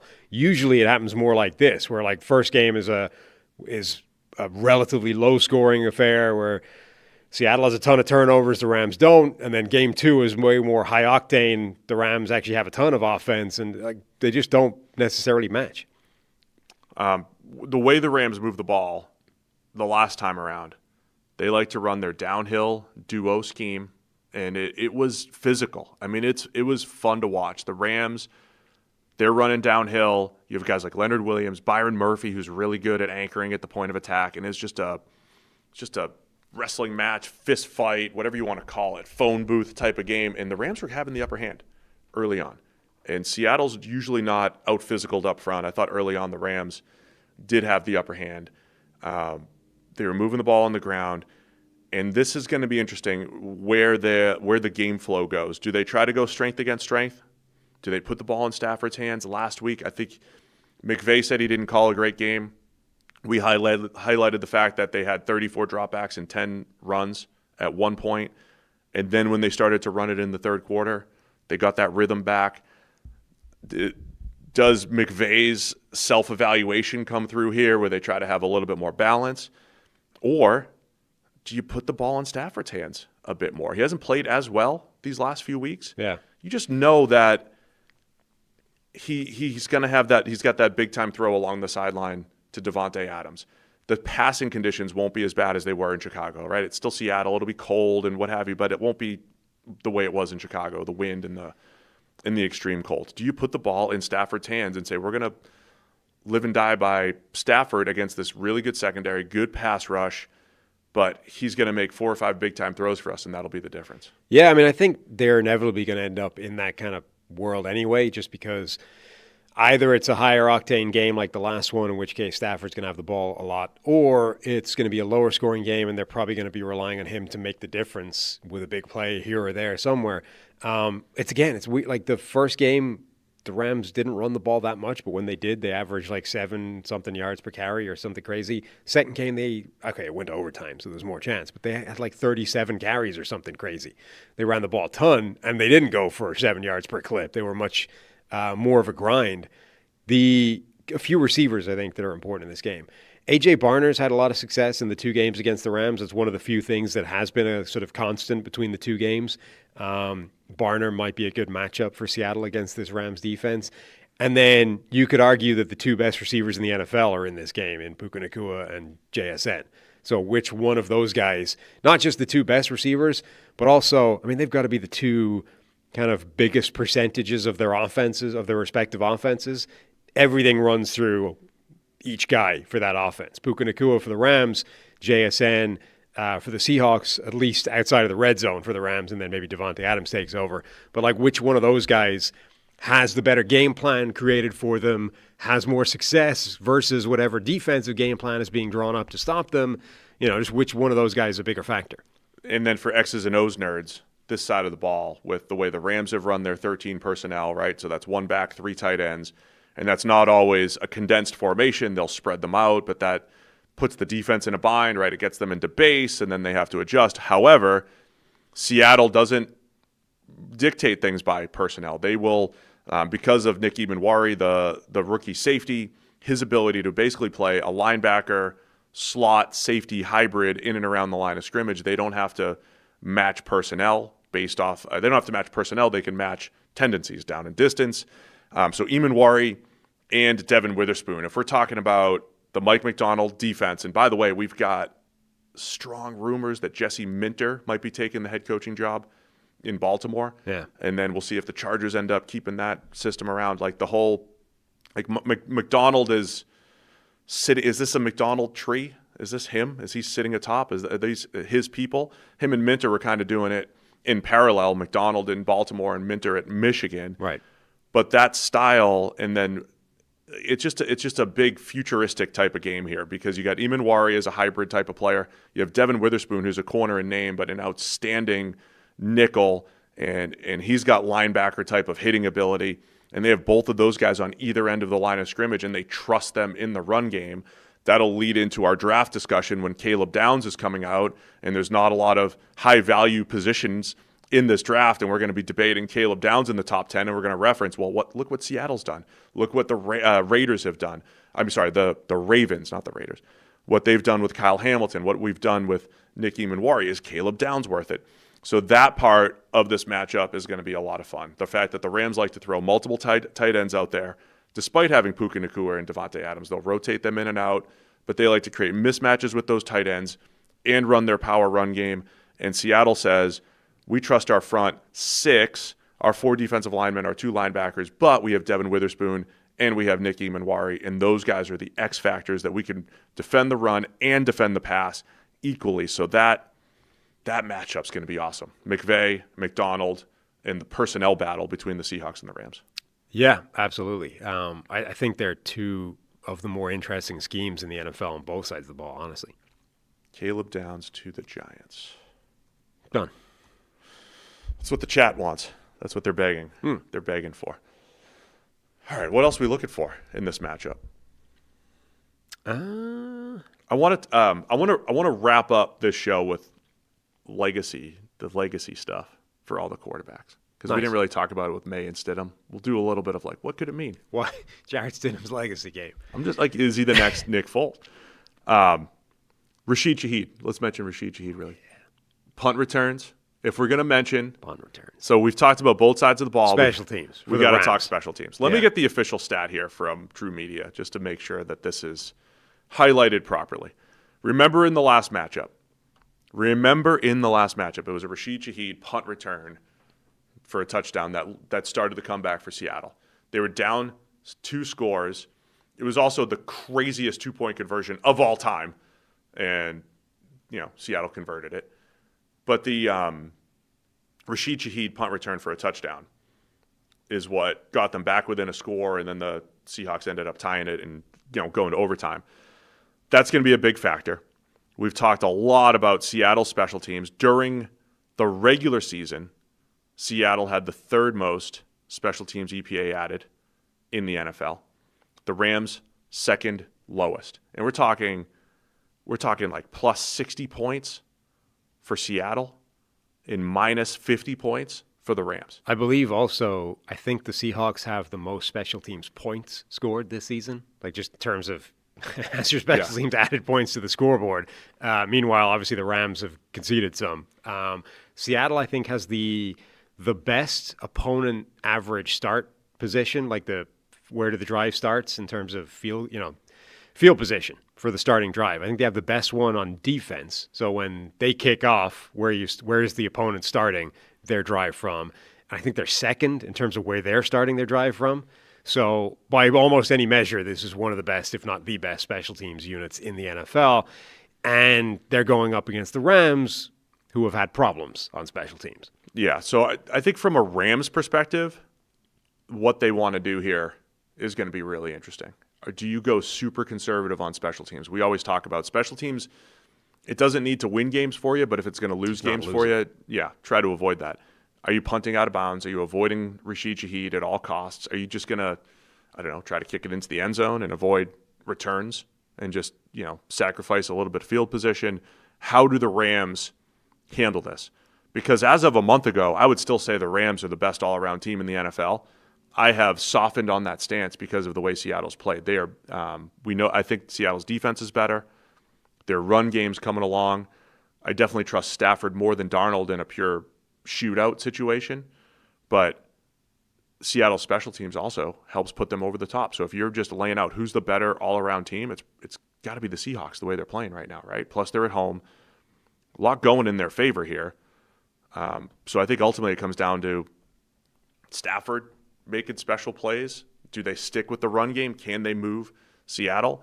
But it might just be Stafford and special teams here that are the huge difference in this game. Yeah, I mean, this is the special teams matchup where you're saying, look, most of the games it's not going to be a big factor, or if it is a big factor, it's not one that you can necessarily see coming. Like every now and again, somebody's going to score a punt return touchdown out of nowhere, right? Yeah. There's, to an extent, they're random, but this is a matchup where you can say, look, going into this matchup for the entire year, Seattle is arguably the best special teams unit in football. Meanwhile, the Rams special team unit for this season was bad enough that they fired their special teams coordinator a couple of weeks before the playoffs, which is a pretty significant move for a team that expects to be going to the playoffs, expects to be one of the best teams in the NFL, wants to be a Super Bowl contender. We thought it was fixed for a week or two, and then it came back and was still causing problems. So it's strength on weakness. So it is an area where I think you can highlight it going into the game and say, look, it's absolutely an edge for Seattle and could be a difference in the game. All right, let's make some picks, and then we'll come back and just quickly talk the QB legacy, head coach legacy, whatever it might be. We'll talk legacy stuff. It is the Seahawks by 2.5. Where are you going to go with this one? At home. So that's basically it's almost a pick 'em, right? Yeah. I'm going to go with Seattle. I've thought they were the better team basically all season long. I still think that's true, with the caveat that, 4 interceptions from Darnold makes it hard to win the game. I'm going to take Seattle as well. I think Harry was taking the Rams, but I don't remember. So we'll say Rams for Harry. Yeah, I'll take Seattle. I think they're gonna do it. I wouldn't have picked them 3 weeks ago, 2 weeks ago maybe, but I think they're trending in the right direction. I don't even know if that matters because it's been such an evenly matched series so far. But I think we see another great game. But I do wonder if special teams ends up being the difference here.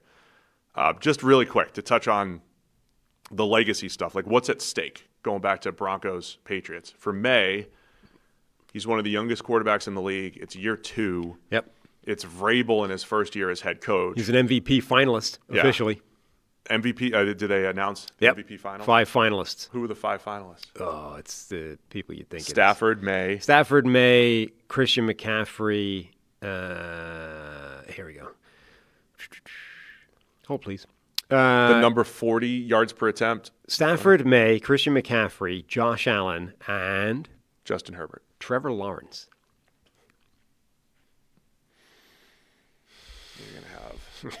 It's going to be a long week. Trevor Lawrence. It is going to be a long week. That's interesting. Anyway, official MVP finalist Drake Maye and official MVP finalist Matthew Stafford play this weekend. Yes. So Maye as a year 2, I mean, it's going to... Also, by the way, so do 2 of the Coach of the Year finalists. McDonald and Vrabel? Yes. Yeah. So for Drake Maye in particular, you've got this, going to a Super Bowl in year 2, getting the Patriots back on track after a 3-year hiatus, 4-year hiatus, whatever it's been. And then Vrabel, in his Titans fans watching him get fired and then go to New England and just turn them around quickly. There was a 4-win team last year. That can't feel good. If Stidham's going, if he's the starting quarterback in the Super Bowl, it is, it's up there with one of the craziest stories. It already is. It's already just a crazy story. But if he has a huge game and, looks at, if he plays as well as Nix, they have a very good chance to win. Yeah. If he just plays as well as Bo Nix in a 1-game setting, that's possible. Sure. And so and then it's all right, can he do it again in the Super Bowl? Plus you have Sean Payton. I think he would be the first. Would he be the first Super Bowl winning head coach to do it with 2 teams? I think so. Because a lot of people are like, well, you can't hire John Harbaugh. No coach has ever won a second Super Bowl. It's like, they usually don't switch teams. That's the the plane. Timo. Yeah, had it's the plane thing. It's a plane thing. It's an opportunity. It's the survivorship bias. Whatever it's called. Exactly. I love that story. So that's at stake, right? Sean Payton. That's at stake, and the Stidham story for Darnold. He has a chance to be the first quarterback from the class of 2018, which has 3 MVPs in there, seasons, 2 for Lamar, 1 for Josh Allen, has Baker Mayfield and Josh Rosen. Poor Josh Rosen. And he has a chance to be the first quarterback from the class of 2018 to go to and win a Super Bowl for Darnold, and to maybe cap this 2-year run of winning 14 games with Minnesota, winning 14 games with Seattle, and then helping lead them to a Super Bowl. And then Stafford, I think legitimately over the next 2 weeks has the Hall of Fame on the line. If they win the next 2 games, Stafford's locked into the Hall of Fame. Yeah. No, I think that's true. In terms of legacy, things on the line this weekend. I think Stafford, nothing changes really this week. It's more this week plus the next game, the Super Bowl. But if Stafford can win a Super Bowl again, I think he's immediate lock for Hall of Fame, etc. Drake Maye doing this in year 2, particularly if he secures an MVP as well, those 2 guys with that, I think the award really is between those 2. One of the 2 is winning it.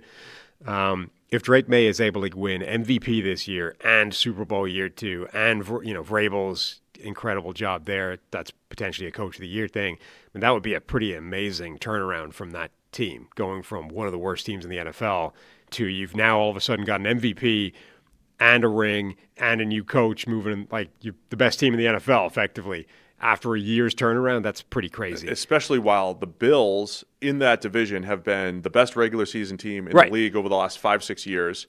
And just haven't, and they've got their owner talking about throwing everybody under the bus. They get all this stuff going on. They can't get over the hump, and you just come right back. Also, go it's the kind of thing where even if they hadn't fired Sean McDermott coming out of the last game, they might have done it if the Patriots win the Super Bowl. Just by what the hell? This team's able to turn it around in a week, and we can't do it for 6 years or whatever. Anyway, I think it's important for I think Sean Payton's legacy would be incredibly burnished as well if he's able to do this. If he's able to take... look, it would be amazing for his legacy even if he was doing it with Bo Nix. If he's able to turn Jarrett Stidham into Nick Foles for the next 2 weeks and get 2 impressive games out of him and win, that's nuts. That's Sean Payton Hall of Fame. It is. Status, Sean right? Payton Sean starts Payton's becoming a Hall of Fame, Yeah. one of the greatest coaches of all time type of discussion.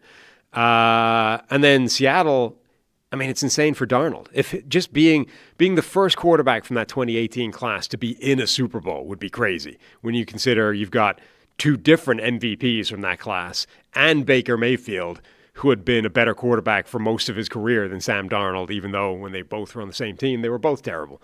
That would be pretty crazy. And honestly, the sort of the validation, the turnaround, the general story arc of Sam Darnold's career, it was like, 6 years of terrible play, and then suddenly back-to-back years where he's winning 14 games, the second of which he also exorcises the playoff demons and the Rams demons in particular, and then goes to a Super Bowl, whether or not he wins it. It's a pretty crazy turnaround.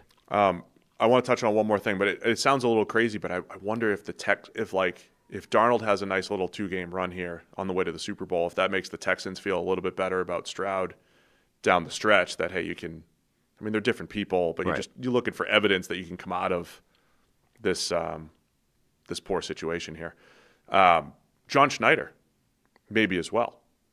A second Super Bowl for him with a different coach, with 10 years apart, over 10 years apart.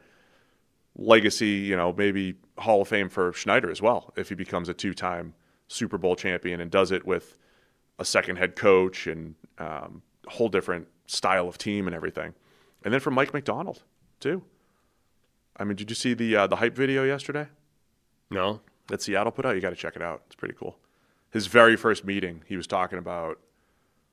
He was like, paint a picture, we're hosting the NFC Championship and we're playing our game and the other team doesn't. They know it's going to be a 60-minute fight and we're all going to work together as a team and blah blah blah. It was really good though because he kind of painted a picture of like what's happening this weekend, and here they are at the end of year 2 hosting the NFC Championship against their division rival with maybe the best defense in the NFL, top 2 at least, and they've done it pretty quickly. Yeah, I mean, McDonald's part of it, he was one of the hottest coaching hires when he was hired. His defense has been really good. That was kind of expected. I'm not saying he's not done a great job, but the guy I think that's coming out of this season with an incredible amount of credit in Seattle has to be John Schneider, because it was not clear at all that this team was even moving in the right direction in the offseason, right?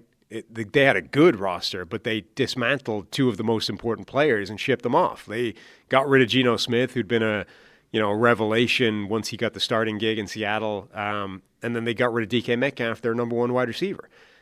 Now it looks obvious. It's like, well, of course Sam Darnold, he was better than him last year. He'd be better than him this year. And, of course JSN was going to become the best receiver in football, uncoverable, unstoppable, without any other weapon on the offense, right? I mean, it wasn't that obvious at the time.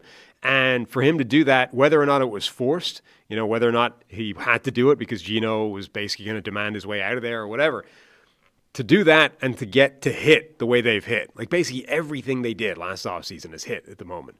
That's nuts. So we just wanted to touch on that. Legacy stuff, what's on the line, what you're talking about on Monday morning. Fun things to discuss. Josh Allen's legacy. Is Josh Allen a choker? I mean, it doesn't help Josh Allen's legacy if the Patriots win the Super Bowl. Let's put it that way. Maybe not. All right. No more use for those games. Looking forward to it. It's going to be great. Great championship Sunday again. We'll be live right after, and then hopefully flying to the Senior Bowl the next day and have a ton of draft content coming over the next few weeks and months. The one other news item that we need to touch on, Zach Robinson getting the offensive coordinator job for the Bucs. It happened late last night. They had a late meeting. I need to know what happened. Like, what's going on? Because Brian Callahan was supposed to come in. The 3 finalists for the Bucs job were Dan Pitcher, the offensive coordinator for the Bengals, who, by the way, must have had permission for this lateral move for the Bucs. And then Brian Callahan, former Bengals offensive coordinator. And then Zach Robinson, former Bengals quarterback, former PFFer. A lot of Cincinnati ties here. And I think Brian Callahan was supposed to come in today. Yeah. And this has been like the story of all of this coaching cycle. There's canceled interviews, or they just they kidnap somebody in the building, don't let him out. They apparently didn't let Zach out of the building. For the Titans in particular. I mean, they had 3 straight head coaching candidates cancel their interview because they got hired by the team that was getting them first. They kept just missing. But Zach's going to go from, just adding a little bit more fuel to this NFC South rivalry, like the new SEC here.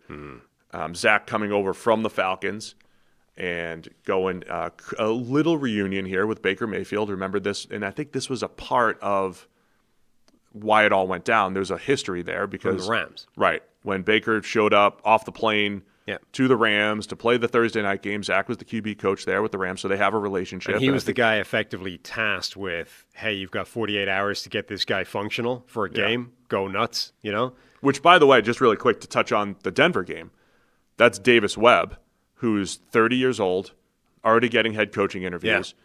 He was the guy that was the quarterback just before Mahomes at Texas Tech, who was this it's just a funny, Davis Webb was like this big-armed, very inaccurate quarterback, and now he's like the QB guru that's going to be a future head coach, right? You have trouble separating these two things, what the player played like and what they do as you do in particular. What they do as a player. Like, you're going to lose your mind when Davis Webb, and he played for the Giants too, and his accuracy was all over the place. Yeah. But he's like the QB guru now. But he's tasked with getting Jarrett Stidham ready in 6 days. Yeah, I only have trouble when they start saying things out loud publicly without any awareness of who they are. Yeah, but don't start. Who are you? Nobody. Yeah, so you can't speak in public. I can speak fine, but I have awareness that I'm nobody. That's the thing. That's my problem. It's not that you are undermined by your previous, career experience. It's that if you start speaking as if you have no awareness of who you are, that's where it becomes silly. Nah, I don't think it matters. We're all just analyzing football. Doesn't matter. I'm a 2-time flag football champion, but that doesn't make me better or worse than Dan Orlovsky or Cam Newton or Davis Webb, right? So your thoughts on Zach Robinson? Oh, this is what I've been saying all off-season cycle. I want Zach now. Look, it's a selfish thing. I want Zach to go to Tampa Bay just for Baker Mayfield stories. Look, you can get a couple of them in 48 hours or whatever, but I want to hear a full year's worth of Baker stories and how that pans out. But also, look, it's from Zach's perspective, I think it's a great place to go, right? Baker Mayfield is minimum an average caliber starting quarterback who has high-end ability. He's also got a ton of talent there. Once the offensive line got put back together, the offensive line was good, but then look at the receiving weaponry that he's got and talented running backs. The receiving weaponry wasn't healthy at the same time for basically the entire season. Let's assume it is more next year. There's a lot to work with from Zach's point of view. And yeah, look, if Baker's, it must be is it the first time that he's repeating with somebody that he's worked with before? Yeah. Well, no, Liam was there in 22. Was Liam there in 22? Hadn't he left already? No, he was. I think he was with. No, he was. Was that his year in Kentucky? I think no, because 21 was his year in Kentucky. Because 22 Levis struggled, and then 23 Levis got drafted. Right? Yeah. I think Liam was there that year. Okay. So that might be that. That might be it. And that was only like 3 weeks that they were together, or 2 weeks, whatever it was. I will say this. Based off the history, Zach's either getting fired or he's getting a head coaching job. That's been within a year. That's been every Baker offensive coordinator. They're either getting promoted to head coach or they got fired within a year. So we'll see. That's the other interesting dynamic for Zach going there. Is Todd Bowles, on thin ice. There was talk about him maybe being done. So that's always potentially an issue there. But you're right. He's got a decent offensive line. They've got the playmakers trying to figure out what happens now with Mike Evans and Chris Godwin, the older receivers, but then Emeka Ibuka, Jalen McMillan, Tez Johnson. They've got tons of playmakers. Cade Otton. Yeah. So they got dudes to throw to. Bucky Irving in the backfield. The one other thing that's interesting is Atlanta's run game was so wide zone heavy, and I was always curious, is that because it was Bijan's strength? Is that because offensive line coach Dwayne Ledford, who's highly touted and coveted on the O-line, that's his specialty, kind of like the Alex Gibbs thing, like they just run wide zone and that's it. Is that a factor? Does Zach get a little bit more creative with the run game, with a different group, with a different offensive line coach? And how does his system evolve? And look, I think we've said this a lot. Does any fan base like their offensive coordinator? No. because they're either getting promoted, like good ones are getting promoted to head coach, and if there's any sort of average or below average offense, they usually don't get a lot of other opportunities. I think that extends not just offense, not just coordinators, offensive line, but offensive coaches. coordinator, Period. coaches. Like who out there is ecstatic with their coach, right? No one. You're ecstatic with the next coach, the Yeah, next hot name the coach. theory. No You're- retreads. with the are idea, exciting. not even the next coach, with the idea of who the next coach could be. Again, it's like Football Manager, where you go chasing the next wonder kid, even though he's probably not as good as the guy you've got in the gig in the first place. Like the idea that Matt LaFleur would be on the hot seat because of how he's performing as a head coach, which again is not to say that he's been perfect and he's not making mistakes. The point is everybody makes mistakes, right? And even with all the mistakes that Matt LaFleur makes, he's still got the second best record in the NFL since he came into the league. So the idea that you would be like, I need to drum that guy out of town, let's get an upgrade. Like, well, who's the upgrade? Like, statistically, there probably isn't one. So that's the way I feel about most coaches. Like, everyone immediately is like, this isn't optimal. This isn't the best offense in the NFL every year. This is not the greatest show on turf. What are we doing here? So we'll just say, a second chance offensive coordinator. Just want to see how things evolve. I mean, again, look, we're now like, it's like multiple data points of a sophomore slump PFF curse, right? Like Bobby goes from flavor of the month to fired. Zach goes from flavor of the month to, this offense isn't good. The Falcons people want rid of him. But like, fast forward another year, and are we starting to rewrite some of the Bobby Slowick, who was really at fault there, right? All of a sudden, Stroud is coming off one of the worst playoff performances of all time. Texans offense is not immediately fixed. It's like, well, was Bobby really the problem then? Like, he went from the man was getting offered head coaching jobs and the Texans had to pay him extra money to keep him around, to 12 months later, he's the problem, right? Got to get rid of this guy. And then 12 months later, again, it's like, well, actually, maybe he wasn't the problem. Maybe the problem was somewhere else, or deep-seated, or more, multifaceted than that. I just think everybody, including inside of buildings, are pretty bad at evaluating the performances of coaches overall. It's too interdependent on everything else. It's too multifaceted. It's too difficult to streamline and say, well, this is the KPI. This is the thing this guy's failing at. Therefore, get him out of here. It's too hard to do that. So it's all vibes. And then the other interesting thing with Baker, he's different offensive coordinator literally every single year of his career, other than I think it was Alex Van Pelt had one back-to-back stint. But it still equals one per year because he played for two teams in 2022. Right. So you're right. It's like I think he had the familiarity with Liam the one time, a little bit of familiarity with Zach, and at least that system. Baker Mayfield has leveled off until, like you said, like he's a fine starting NFL quarterback. The next question is going to be, can you get a full season of consistency out of him? I think he gets into these spurts where he takes a few too many chances. But he also has these spurts where he can carry a team as well. How do you get the best? Honestly, I'm not saying Baker Mayfield's Matthew Stafford at all, but that's how we used to describe Stafford, right? He had the high-end games. I remember when Zach went to the Rams, I said, figure out how to bottle up, or when they traded for Stafford, I should say, figure out how to bottle up 4 games of Stafford and roll it into 16 or 17. And they did a better job of that. They did a better job of extracting the good out of Stafford over a longer periods of time. I think that's going to be the task here for Zach Robinson and the Bucs. How do you get the good out of Baker Mayfield for a longer period of time? Because he could be a little volatile even within games, and of course, certainly week to week. Yeah, I think it's a fun matchup. Look, I think I'm interested to see what kind of offense Zach runs, how much of the idiosyncrasies of what he was doing in Atlanta were dependent on other things, other people, things specific to Atlanta, and how much of that is what he wants to do as an offense. Including Kirk Cousins. Yeah. Most of the games that he called were Kirk Cousins under center, right, who is in a special world of unique at this point in his career when it comes to his abilities. And a sort of surprising, like it would never have been the game plan to start with, right? Like year one, they would have been shocked by, this is what he is now. We're going to have to change some things because he can't do any of this stuff. Remember, week 2 or whatever, they were like, they cannot run some of this stuff. And they have to junk half the offense. And then year 2, Kirk Cousins wasn't supposed to be a factor at all, but Michael Penix plays badly and gets hurt.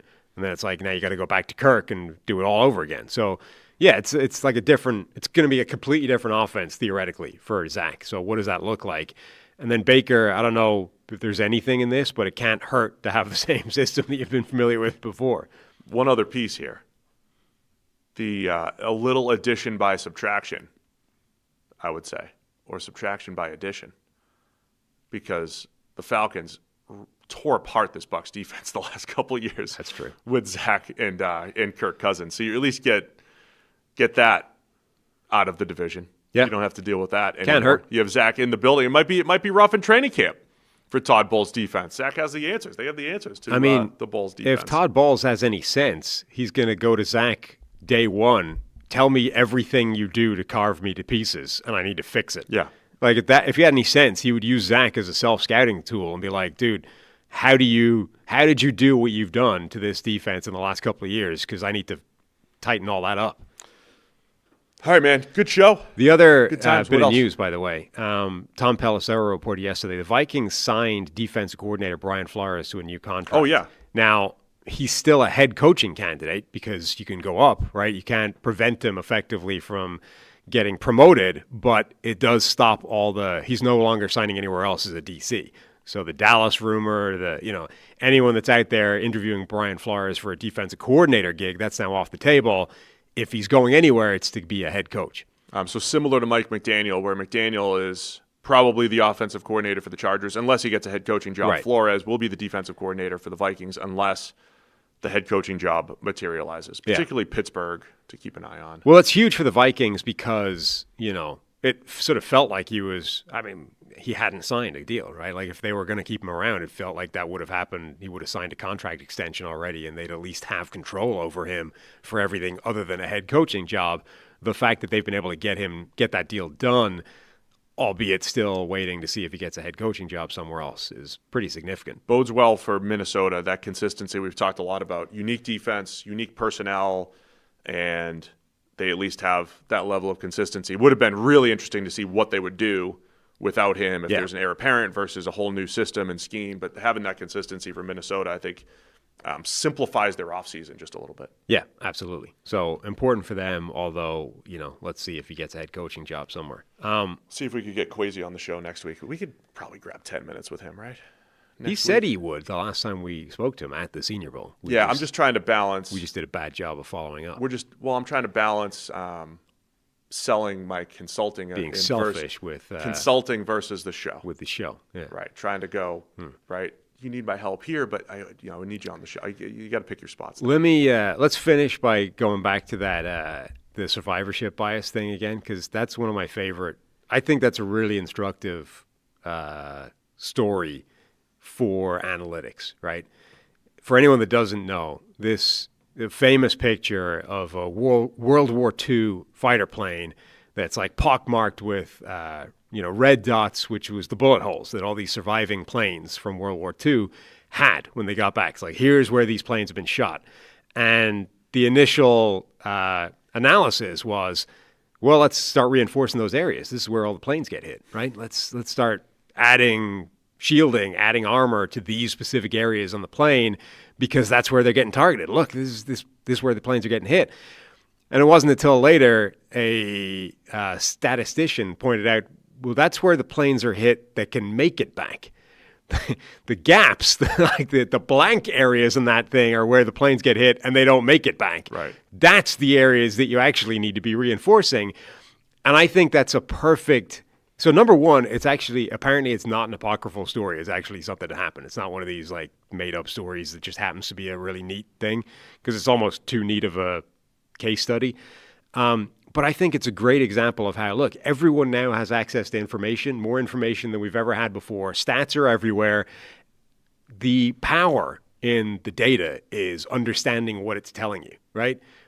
Yes. There are people out there that would do the exact same thing as this again. Like they would look at the data, be like, look at all these red holes, reinforce that area, right? And they do on Twitter on a regular basis, weekly, put out stuff that's exactly like this. And actually, if you think about it for a minute, what the data is telling you is almost the exact opposite of the thing you're trying to put out there. This is the thing. Like everyone has data. Everyone has information now. We've never had more access to it before. It's never been more important, though, to think about things and to evaluate the information and to start actually asking questions and make sure you're coming to the correct conclusion based off the data. So I think it's just a great... Did we put the screenshot up? Or Will, are you able to do that? It's a great example of how you just need to think about things for a second first before you start using data to just say what you think it says, because half the time it doesn't actually say what you think it does. And I think this is and now you're suggesting there are people that are less than smart who might tend to do that, but I would also... It's not even about being smart. It's about just not thinking for long enough, like not actually doing the thing that you using your brain. It's not even that your brain isn't good. It's that you're just not using it and that you're just going A to B to C and jumping. I'm just going to say there's a picture if you're on YouTube. Those are the bullet holes. So you're suggesting that the spots that don't have bullet holes, that's where the plane. So like not a single bullet hole in the engines, yes. Because if you shoot a plane in the engine, it generally stops working. It doesn't make it back to the aircraft carrier. You don't survive. Yeah. I'm just going to suggest that even people who are really good with data and might even do the math don't always jump to the right conclusion. Of course. I mean, this is a really simple version, right? Like it's a binary thing effectively, but it's such a neat example of how even something that's really simple, people can look at the data and take the wrong end of the stick and run off and do something ridiculous based off that data, right? You're completely misunderstanding what this data set actually tells you, and this is just such a neat, simple, obvious example of that. As you say, most things in the NFL now, they're not simple data like this. It's not here's one set of data, extrapolate a really meaningful conclusion from it. It's like, here's 15 things that get rolled up into one. Now try and find an edge from that. I'll give you two quick examples that show up in football a lot. So the one that started this conversation was there's never been a two-time Super Bowl winning champion with a second team. There's never been a head coach who's won a Super Bowl with a second team, right? Because they usually don't get fired or they stay with the same team.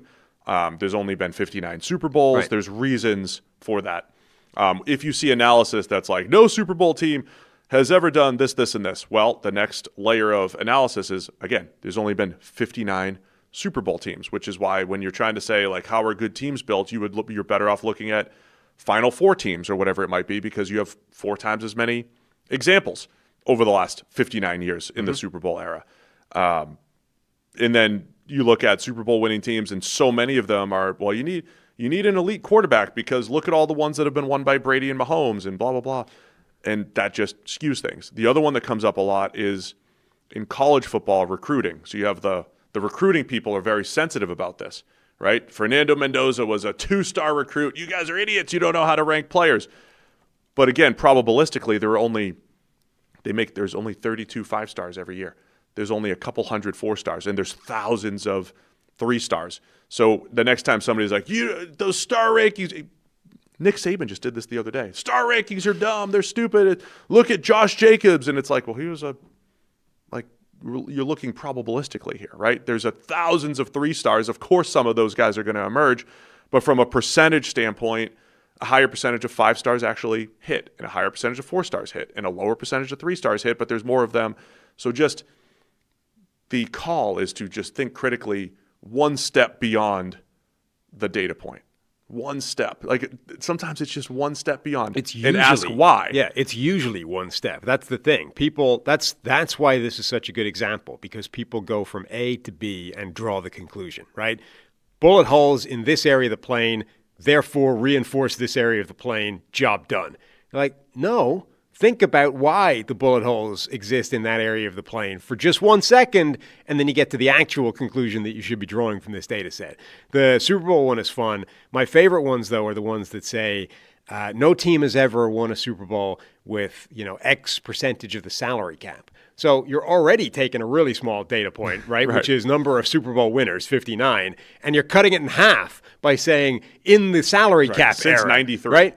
And then you're probably reducing it even like, how many years of the salary cap can you throw out because teams really didn't have any idea what they were doing, right? Like the current manipulation of the salary cap is light years away from what was happening in the late 90s when teams had no clue what they were doing with it, and teams would have to blow up, go into salary cap hell, blah, blah, blah.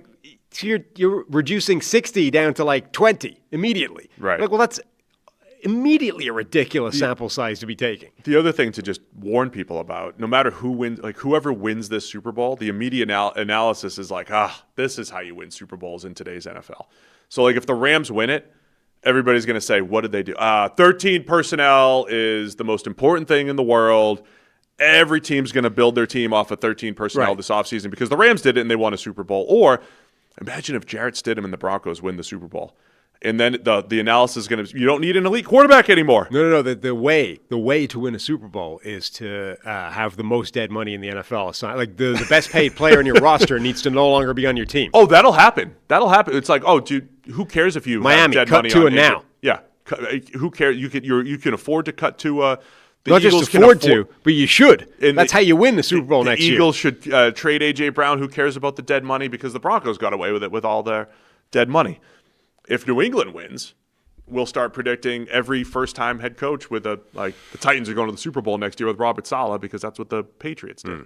So that's what I like to push back on the idea that it's a copycat league because all these teams that got here, like the Rams are innovating with 13 personnel. The Seahawks are innovating with Eamon and Devin Witherspoon. They're not copying. And if you're copying what they're doing, like the best coaches in front offices are innovators, not copiers.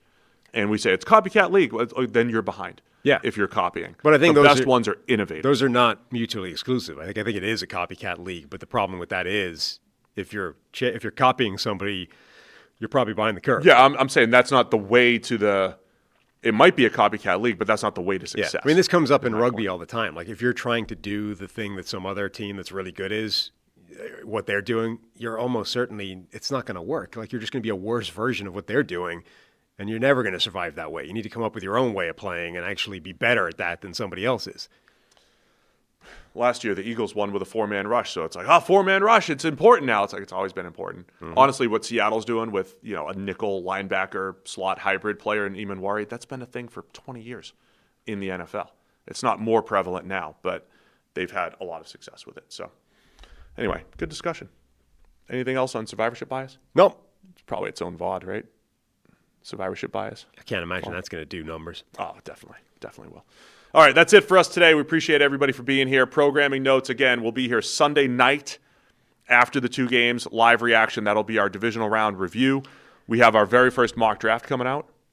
We have tomorrow, bonus episode on YouTube and probably in Audio Land, the All-Star Game preview, Shrine Bowl and Senior Bowl. The next 2 weeks, Senior Bowl, Super Bowl week, it's going to be a little bit less on schedule. So it won't be a clean Monday, Wednesday, Thursday episode schedule. We'll have a couple big episodes. We'll have our Super Bowl preview. We'll have our mock draft, but there'll be fewer scheduled episodes, and it'll be a little bit more ad hoc based off what we get at the Senior Bowl, what we get at the Super Bowl. So make sure you're subscribed. Make sure you're subscribed in Audio Land and here on YouTube, because you never know either when we're going to go live, when we're going to have Senior Bowl reviews, when we're going to have special content from the Super Bowl. So just be ready. You never know. All right. Thanks to everybody for tuning in. We'll see you again Sunday night. More. Check the mic.